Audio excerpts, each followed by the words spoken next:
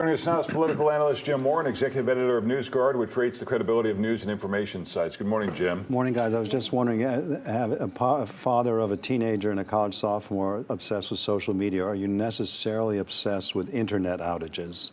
I don't know whether I should be, Yeah, well, we got plenty of time in the show for everything. Point number one, primetime peak of a revival.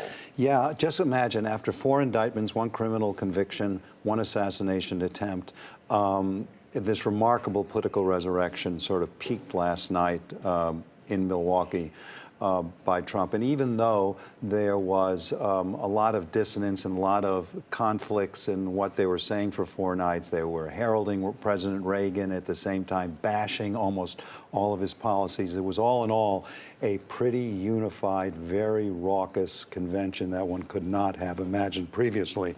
And ended with the unbelievably eclectic, weird predecessor speeches to Trump of Hulk Hogan, Kid Rock rapping, and zillionaire mixed martial arts executive, whatever his... Oh, yeah, Dan White. Dan White. Now, it's interesting that you showed those excerpts of the speech. As written and as initially delivered the first 10, 15 minutes, it was a very humble persona of Donald Trump that we've rarely seen talking about the details of the assassination attempt in Pennsylvania last week. Then it veered off. He started vamping, and he went on for 90 minutes and was very much a Trump rally speech. He bashed Nancy Pelosi. He bashed Biden. He still denies the results of the 2020 election. He derides migrants as somehow evil. He says the country is in an economic depression. If he had been in charge, Hamas terrorists would not have invaded Israel. If he were in charge, there'd be no Ukraine war. It was all very odd. And even as TV folks, you guys would appreciate, he even threw in a weird shot at the most benign of Sunday morning shows, CBS Face the Nation, which he called Deface the Nation. So it was a bit of a new Trump, but mostly an old Trump. Second point, the spotlight shifts. Yeah, after 4 days of getting the media spotlight, now it shifts to Democrats. Can they reverse this momentum, this very, very good, positive momentum the Republicans have, and conversely, the negative momentum they and Joe Biden have had for a long time? Now, they have some easy targets. There was Trump last night. He's got a lot of liabilities, and he has a virtually unknown vice presidential running mate, J.D. Vance. Can they make hay of either? All right. Point number 3 leads us right there to walls closing in on Biden. Yeah, the pressure is now intense. No matter what you see in the media, none of us really know what his family is telling him and what his closest aides are telling him. We do know from what we do see in public that even people like centrist North Side Congressman Mike Quigley of Chicago is calling for him to get out.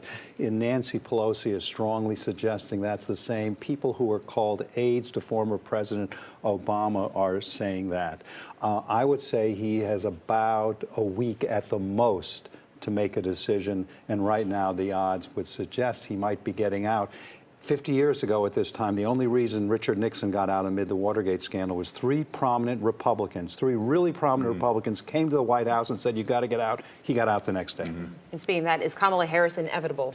Yeah, I mean, I would say at this moment, probably. You have the notion that I think is somewhat romantic that in a month everybody comes to Chicago, you have an open convention, 1 million different people are running, Whitmer of Michigan, blah, blah, blah, blah, blah. But it would seem to me that Harris has the inside track, and especially if you talk about a core group in the Democratic Party, African-American women who live in cities, I think they might say, wait a second, really? Now you want to have an open competition? Hasn't she deserved it? Yeah. Regardless, the most important thing for the Democrats, whoever they pick and whoever is a running mate, if they make a change, 3 states, it's as simple as that. It's Pennsylvania, Michigan, Wisconsin. Can they win those? Yeah. Very quick, Jim. Polling to give Democrats pause. Yeah, recent polls do not suggest that Harris is any stronger a candidate than Joe Biden. The Washington Post looked at 11 polls, and in 4 of them, she's a bit stronger, 4 of them she's weaker, and 3 it's at the total wash. But most important, there are 6 or 7 states that Biden beat Trump in that he is now trailing. It's the 3 we just mentioned, but also stuff like Nevada and Georgia, 7 big states they're behind. They've got to reverse that momentum. Whoever might succeed Biden if he were to step aside. Thank you, Jim. Thanks, Jim. Pleasure.